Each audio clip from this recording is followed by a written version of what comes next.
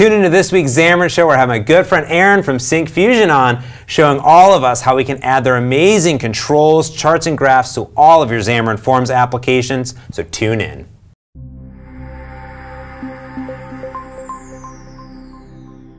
Welcome back, everyone, to the Xamarin Show. I'm your host, James Montemagno, and today I'm really excited to have my good friend Aaron from Syncfusion, who flew all the way out here to talk about awesome, ridiculous controls that Syncfusion brings to Xamarin in Xamarin Forms. Yes, thank you. Really happy to be here. Yeah, I'm so excited. I've been asking the Syncfusion teams. I've been working with them for a long time, using your controls in my applications. So I was like, you got to get out here. I got to show this cool stuff, because developers ask me all the time, hey, you know, Xamarin Forms has all these great controls, and iOS and Android have all these great controls, but I need this. I need that. And Syncfusion is a company I always tell people, because I've been using Syncfusion for over a decade. I don't know if you knew that. I did not know that, actually. Back when I wrote printer software, we used Syncfusion charts and graphs and all of our reporting software. Oh, wow. So old school WinForms way back in the day. Yeah. But first, maybe before we get in the code, can you introduce yourself and tell everyone a little bit about Syncfusion? Yeah, absolutely. So my name is Aaron Melamed. I'm a product solutions engineer at Syncfusion. I've been with the company for about a year and a half now. So I do webinars, I do product demonstrations, that kind of thing, which is also why I'm here. And so Syncfusion itself has been around for 17 years. Been building all kinds of .NET components for C#, VB.NET included as well. And so we've invested heavily in Xamarin recently. So we have a huge library of Xamarin controls. And really the main goal there is to extend what's included in Xamarin Forms. So we have some of the things that come with it, such as the list view. We have our own version of that. It expands on the basic features that you get out of the box. Sure. It gives you a lot more stuff you can do. But really the main idea is that if you, most developers know what they need to do, but not always how it's going to be achieved. And so when you have a toolbox like Syncfusion in your toolkit, you just have a lot of possibility, a lot of ways to achieve what you need to build. Yeah. Makes sense. I always say why, and often you're like, oh, I need to go create this control or create this custom render. Like, why reinvent the wheel if someone's already done it for you? Exactly. So, cool. So what are you going to be specifically talking about today on this episode? Yeah, so I've got a demo application that has two basic controls built into it. So I'm going to be using the Syncfusion list view and the Syncfusion diagram control. And I'm going to show the interaction between those two controls and how you can create, in this case, it's kind of like a proof of concept. So just an easy way to spin something up very quickly, show it off, and then from there you can mold it into whatever it needs to be. So we're looking at Xamarin Forms today? Xamarin Forms today, primarily on Android, but obviously we'll also work on iOS. Works everywhere. Cool. Yeah. So where would I get started at? Like, where can I learn about the controls? Because when I think of Syncfusion, I always think bar charts, graphs, all these crazy things. But it seems like we're getting into all these other kind of crazy, you know, really nice controls that you guys offer. Yeah. So this is the Syncfusion website. So if you just go to syncfusion.com, you'll see everything we have on offer. So we have a product section that lists all the different platforms that we support, and you can get samples of each of the controls in each one. So some web type stuff. Yeah, there's web, there's desktop, so that's UWP, Windows Forms, and WPF, and then we support Xamarin, of course. So we also have predictive analytics and a bunch of other things. We also have data platforms like a dashboard, report, big data, and data integration. And don't skip over that Excel and Word and PDF viewer. That's the hotness. We should have a whole episode just on that. Yeah, so file formats, that's both generating these documents, but also we have viewers for each of those. Oh, cool. And that even includes for Xamarin. Nice. Yeah, and so here on our website, you can get a free trial of all the products. So everything that I'll show today, you can download for free on the website. And then we can also, from here, go into our documentation. So under learning support, under documentation, it also explains different ways you can get the product. So you can download the free trial, which actually gives you an installer, installs the components on your machine, and gives you samples. So all the samples, source code is all included. But if you go through the documentation, you can also just download through NuGet packages. Oh, nice. So very cool. It's just up to you how you want to use the product. And then the documentation would outline, does it outline how to use all the different things? It does. So under help, so here we go. This is help.syncfusion.com. This is their main documentation portal. So we'll be focusing on Xamarin Forms today, so this is where we'll be. As you can see on the left side, everything you need to know is here. So it gives you system requirements. There's a section dedicated to NuGet packages, so you can get the feeds from here. And then we also talk about the installation as well.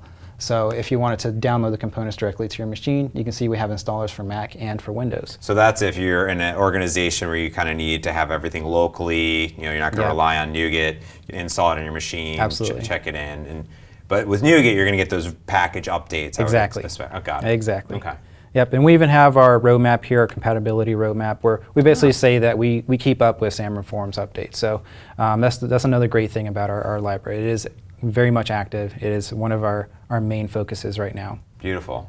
Yeah, and then here I can see that there's all the controls. Yep, so here's a list of all the controls available for Xamarin Forms. I think at this point we're at over 100. Wow. Total controls, and we have an imminent release that's going to bump that up even higher. Oh, very cool. Yeah, so there's a lot here to unpack. But like I said, we'll be focusing on just two. One of them is kind of a basic control, the list view, and then one, the diagram, is a bit more advanced. And so I kind of wanted to put those two together to kind of show how easy it is to get something working. Yeah, how to compose some apps. Cool. Yeah. Yeah. You want to go into the code and take a look at the app? Yeah, let's go ahead and take a look at it. All right, so here I have my solution file already open. And so we're, for the most part, kind of following MVVM. So I've got a model view model folder. So we're going to start with the views here. So I'm going to start with the main page. And so this is the entry into the app. And the first thing that we do with this particular page, or this in here, is we add the list view. That's the main control. Okay. And so in order to get the list view working, if we go back into the documentation real quick and actually find the list view here, each one of these controls has a getting started section that tells you what to do to get it up and running. It's very cool. simple. So lots of documentation. Lots of documentation. Here, yeah. So it tells you all the necessary assemblies and everything else. And then from here, it even gives you screenshots of how to, use the NuGet packages and everything that you need to get it up and running. Cool. So where we want to focus, though, is right here. So launching in this case, the Syncfusion list view on each of the different platforms. Different platforms have different requirements, so sometimes there's extra steps. So you just want to make sure you read that and make sure you're following what's necessary for your particular platform, Android, iOS, or even UWP. And so once we get past that, then we're essentially going here to the creating section. Where we create a new project, and this is showing you how to get the control to actually show up in your project. So the very first thing you need to do generally is to get your namespace. Get access to that control. Exactly. So usually I copy and paste this, but in this case, because I know I'm going to be using more than one control on the same in the same project, I actually renamed it. So you can copy and paste if you want, but just note that sometimes in our documentation we do call it just Syncfusion. So if you're using more than one control, that can be a problem. So just make sure you get your namespace in there. So here's my namespace for the list view. And once that's in there, then we can start to add the control. So inside of my page here, we've got a grid, and that's going to structure out the rest of the page. And then we have our Syncfusion list view. So a lot of people are probably used to the list view. So how is the Syncfusion list? Why would I want to use the Syncfusion list view? So there are a lot of additional features that the list view comes with, and you can actually see some of them here. So one of them is right here with this property here, allow swiping. Oh, cool. So the list view supports swipe gestures. So you can include swipe templates for both the left and the right side. If you're in the standard layout, if you switch it over to horizontal view, which is one of the other features, where you can have the list view swipe, left and right. Oh, left and right. Then you can swipe up and down. Oh, very cool. Using the same templates. So it can be both vertical and horizontal. Correct. So maybe developers in the Android space are used to the recycler view, which is a very complex control that allows you to do like anything. That's one of the common features. Like, how do I get this left or right or up or down? Exactly. And then the swipe gestures react to that. They do. Very cool. That makes sense, right? Because you couldn't swipe left and left again. Right. Yeah. Right. They do. So another thing that you can see here, or kind of get a little sense for, is this drag start mode. So the list view also supports dragging and dropping. So you can reorder items inside of the list view. And one of the really cool things about that is the very next set of code I got here, the next set of lines, is this here, the drag drop controller. This has a property called update source, which you can just flip on to true, which means that as you drag and drop, it updates the index value of each of those items in the source. So yeah, here you have this item source, which developers are probably used to. It's a list of missions, and then that will automatically update the index, like you're saying. Yes. That's very nice when you're interacting with real data. Right, exactly. And since you mentioned mentions, it probably would be a good idea to actually show what the app is, and what it looks like. Yeah. So here I have this running on my Android device. And so what essentially we have here is what I like to think of as a prototype. This is a prototype for what could potentially be a control app for a robot toy of some kind. It could be a robot tank, or a robot, with arms and legs, whatever you might want to imagine that to be. And so what we have in this initial screen is a selector for with different missions, and this allows you to build out a scenario. And you can do that by selecting different missions. So I have 4 here: patrol, scout, attack, defend. And essentially what we're doing is, through this list view, we are selecting the scenarios, and once we have selected the ones we want, we click the check mark, and it moves off into our diagram builder. And so, that's pretty simple, but what actually makes this unique, and the reason why we're showing this, is because we are using those swipe gestures. So you swiped out, so you can't really necessarily see it, but you swiped out from the right to the left. So swipe. Got it. Yep. People, especially iOS users, would be used to that, and exactly. also now becoming more common on Android. Now, did you get to decide what's in there, or is that coming from Syncfusion? You absolutely get to decide what's in there. So that it does support templates. So you have left and right swipe templates, and you can have multiple buttons inside of that template. Very nice. Oh, so you hit decline. Now it's in the bottom. What's this bottom thing? So this bottom thing is another list view. So 2 list views. So there are 2 list views on this one page, and the bottom one is a horizontally orientated list view. So as I decline these different missions, they end up in that horizontally scrolling list view. Got it. And so with the different data templates, so you have 2 different data templates because they're 2 different types of items. Exactly. Okay. And so, but what happens if you do this and you decline everything? Well, you can't really go to the next page, nothing happens. So I just did, it's blank. So you can, of course, bring back any of these missions. So you're swiping from the bottom now. So now I'm swiping from the bottom, and they come right back. And when you do, now it affects what happens on the next page. Very cool. And the other thing that we mentioned is, let me bring all these back, is the ability to reorder items. So let's move, let's say, attack above patrol. So it's attack, patrol, scout, defend, and that's reflected here on the diagram page. And that's all built in. You just set that property to drag start and the event, and it does it all for you. So no custom code. Exactly. Very cool. And then once we get here, this is the second part of the application. And again, this is still, kind of think of this in prototype terms. So this is where you get to actually define what the robot toy does with respect to those missions. So if you're attacking, maybe you need to acquire the target first. So you would add a step in this flow chart where you would essentially configure that. And so this is where you kind of got to use your imagination, and you got to think that maybe you have the ability to choose multiple different types of nodes, and different types of nodes are different types of commands. So a move command, an attack command, a rotate this, rotate that kind of thing. And so not only can you just very easily create a flowchart, but this is very interactive as well. I didn't really restrict anything inside of this diagram view because you can do a lot of things. So when you select a node, you can move it around. Whoa, cool. You can see the connectors follow it around. You can rotate it. You can resize it. And you can even edit the contents inside of it. So you can put in whatever you want inside of these nodes. The nodes' shapes themselves can be custom. Okay. They can be images. You can draw your own shapes. And then these buttons here, the plus and the minus, those are what we call user handles, and those are also customizable. You can have them on each of those corners. So where you have those anchors, that actually also represents a spot where you can put a button. Oh, wow. And so you can have as many commands as you want per node. So you've essentially added 2 nodes, the minus and add button, then you're going to handle that manually. Exactly. And a rotate, I guess. Yes. Yep. And so whenever you create these nodes, you also have the ability to restrict some of these actions. So if you don't want a user to be able to, for example, grab this first one and be able to move it around and resize it, you can restrict that on a per node basis. Oh wow, that's really awesome. So really highly customizable. Really highly customizable. Yep. Got it. Yeah. So now that we've seen it, let's go back and take a look at how it was actually created. Yeah. So back on the main page, we have the main list view. And so you can see here, as we said, swiping is true, drag mode start is on hold. So that's how we actually initiate the reordering, is by doing a hold gesture. And then from there, we start to configure everything else. So we have, for example, the right swipe template.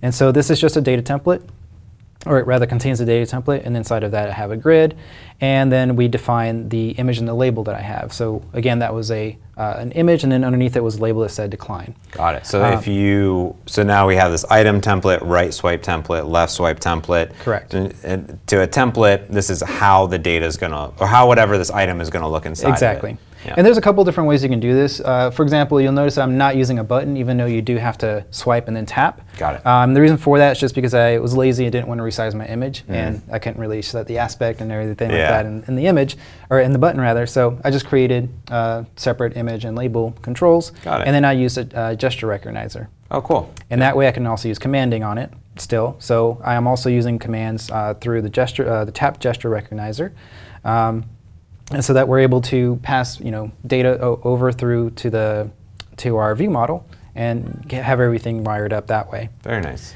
And so if we keep going, there is then then we have our item template, and that's pretty Another standard. data template, yeah. Yep. So there's no difference there in how you would do that with a standard Xamarin List view. Got it. And then beneath that, we have another grid, and this contains the second list view. Perfect. But this one is now going to be oriented in horizontal with columns instead of just inside of it. Absolutely. And looks very similar. Now, it does say right swipe, even though you're swiping from the bottom, right? Yes. Because it's just a list view. It doesn't really. Right. It's not like so you just got to imagine it turned.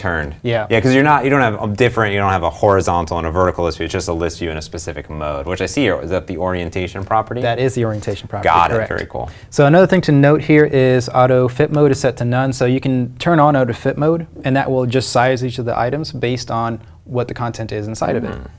And again, because I was lazy and didn't resize my images, I turned that off. Got it. Made them all 120. Yep. Just bit with it. Perfect. There you go. Perfect.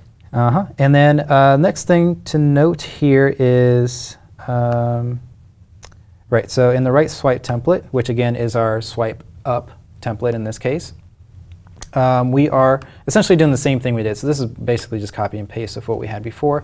Just change out the image, change out the text, and bind it to a different command. Very cool. All right, so now let's take a look at the view model that goes behind that. Yeah, because all of these we're seeing have data binding, standard MVVM practices, and that's probably, is that optional, or am I forced that I have to use it? That is optional. Okay, Yep, so it just depends on how you want to do it. If you want to use MVVM Lite, if you want to use Prism. Yeah, or you would just want to use straight code behind and nothing else. Straight code behind, Perfect. absolutely. And we'll even take a look at that in just a minute as well. Oh, cool. So here we have the view model for that main page. So we have all the commands.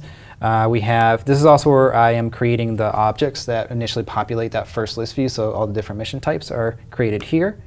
And then once we get down to the bottom, then we have the different methods that are bound to those commands. So looks easy peasy, just add, remove, and so all I'm doing is, boom. All I'm doing is grabbing the indexes of whatever missions I'm declining, and then tying that to a mission, to an object, and then removing that from one list and adding it to the other, and then vice versa, depending on which way you're going. Nice.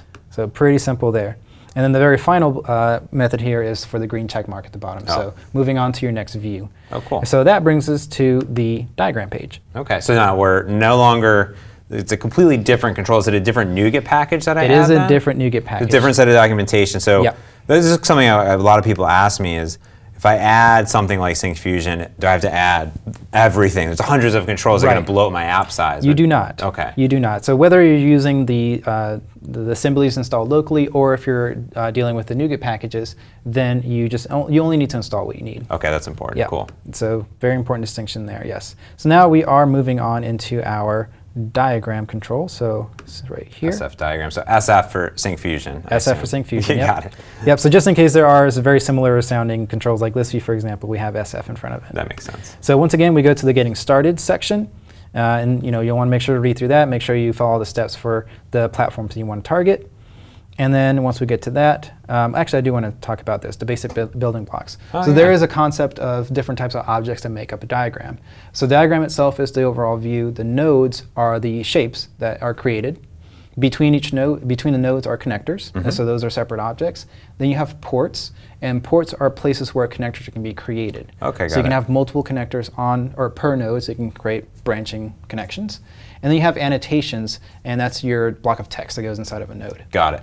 And so in my in this prototype application, I'm just using a very simple kind of method of creating nodes and then connecting them together. Got it.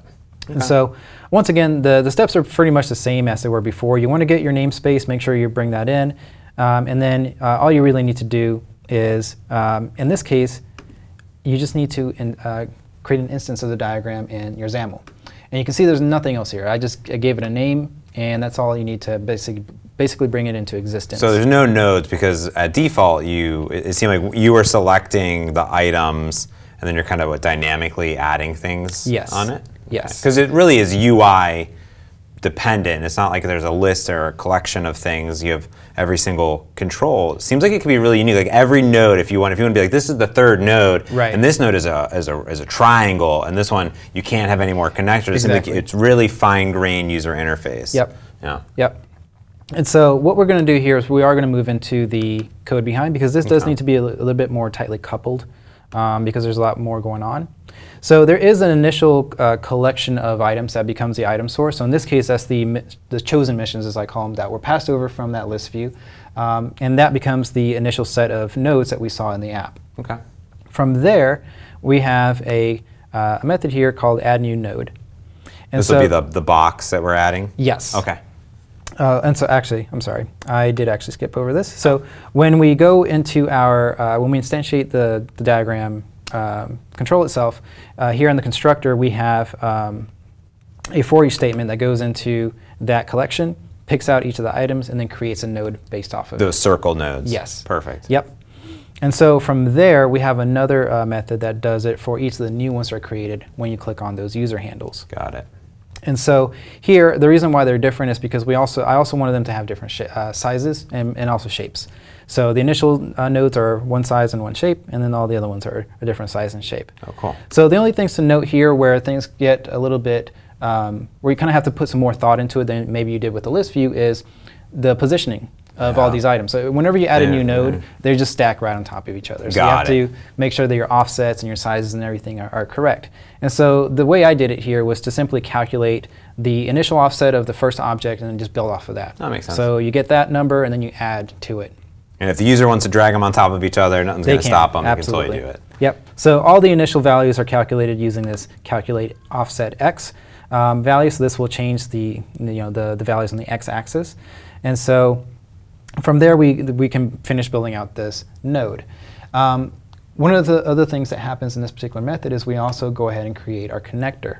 Mm-hmm. And so for every time you create a new node, it needs to be connected to the previous one. Oh, sure, that line. Right. That's what's exactly. Got it. And just like with the nodes, there are different shapes or different styles of connectors. So you can have dotted line connectors. You can have what I'm using here is the ortho segment.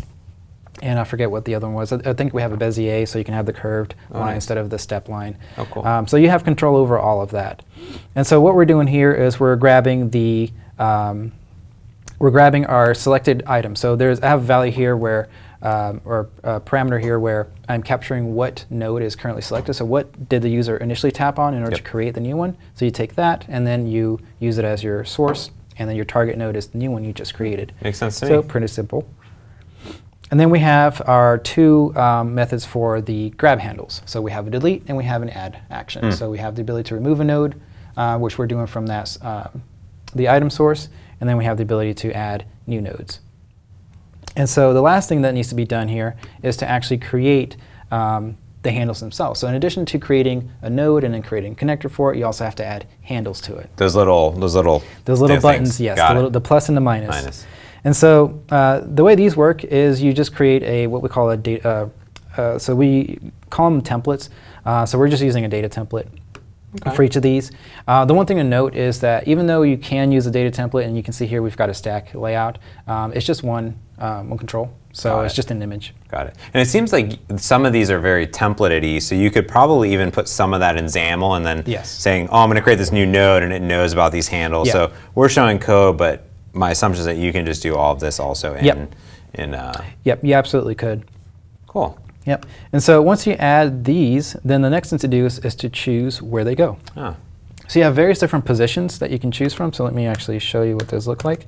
So you can see here you have a lot of different ways of customizing each of the nodes with all these different user handles. So you have, what is that, 8? Yeah. Seven different options. Yep. Yeah. So you have 7 different options for adding user handles. Very cool. Yeah, not too bad. I mean, all of it being done by code, actually, with all the user interaction. It's 150 lines of code, which is not bad for this very highly customized. Yeah, but it doesn't seem like you need to handle much. You're not handling the dragging and dropping. You're not handling anything like that. The control itself just kind of does that all for you. Exactly. So and that's kind of the key there. The key thing to take away. You're not having to worry about all that stuff. It's all handled for you. You just got to make sure you add what's actually going to show up to the user. So your nodes, your connectors, your user handles, so what are they going to touch? And that's what you need to worry about. That's beautiful, because to me, if I was to do this all by hand, I'm drawing, I'm like figuring out how to do not only the connectors, but I'm this little connector and that little connector. And the interactions, just dragging and dropping, there's a lot of logic that I don't want to have to handle in my apps. Right? Exactly. And there's a lot more that obviously we could do here. So you can customize the colors of the shape, so you can randomize that if you wanted to, or you can assign colors to different types. You can add other actions, so you can animate them if you wanted to.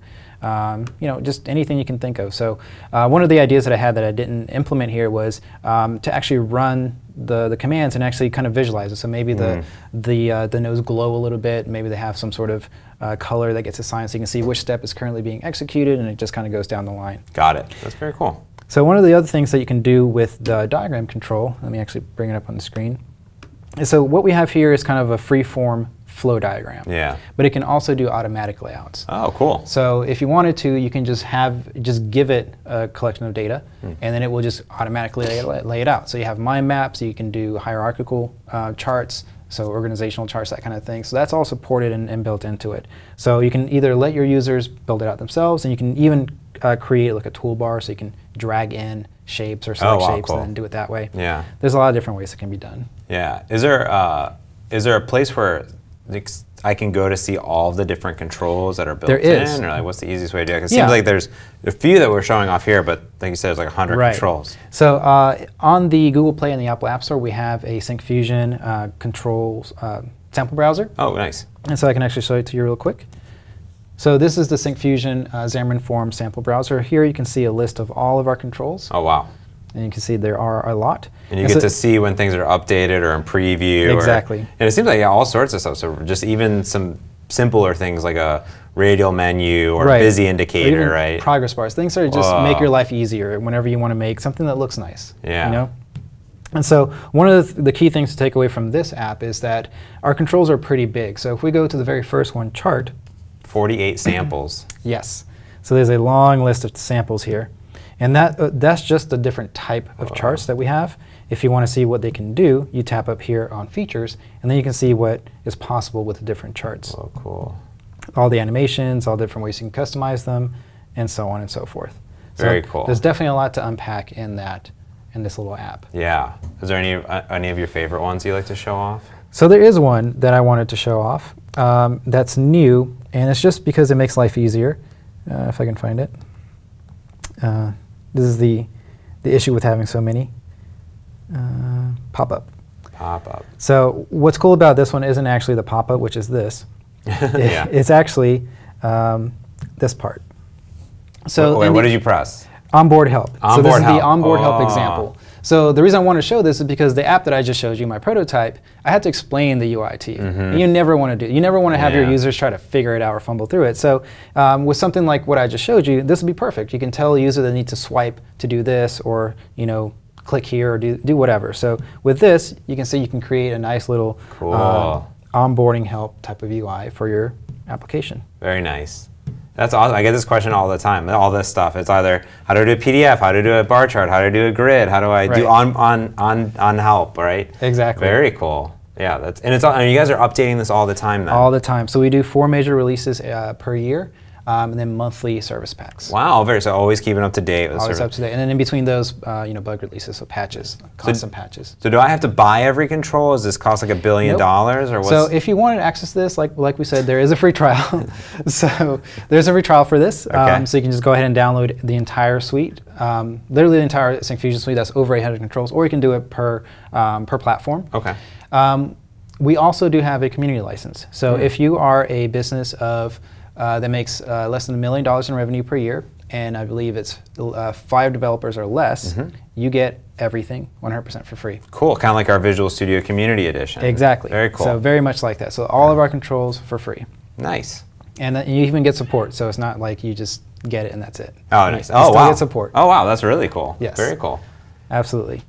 And so that was the... and that's it. That's the app, yeah. Awesome. So very cool. So people can go to what? Syncfusion.com basically? Syncfusion.com. So and then find your product, because obviously you do even more than Xamarin. What's nice is that if you're building websites, you can have some commonality there of what you're using.